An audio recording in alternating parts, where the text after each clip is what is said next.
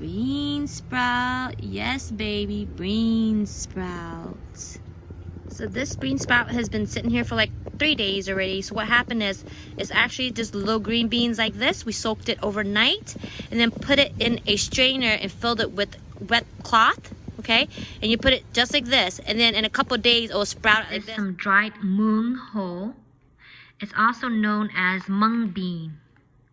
And now we're gonna wash this until the water runs clear. It's gonna take a few washes, okay? After it runs clear, you discard the water and then soak it in warm water overnight. Then the next morning, rinse it out again, wash all the water out again. Why hot water, you ask? This way, it will help open the tough skin of this mung bean so then the bean sprout could go ahead and start sprouting out. We're going to go ahead and wash this a few times until the water runs clear. And then we're going to soak it in hot water overnight. After it's soaked, I'm going to go ahead and put it in a colander like this. Okay?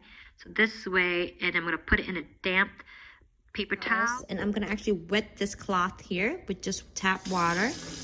Okay? I'm just going to rinse it. And now I'm going to strain this towel out and wring out all the water. This towel out now is damped. Okay? And the bean sprouts are in here with the paper towel, okay? And now I'm gonna tuck all the corners in to make sure it's tight. Just like this, it's all tucked in.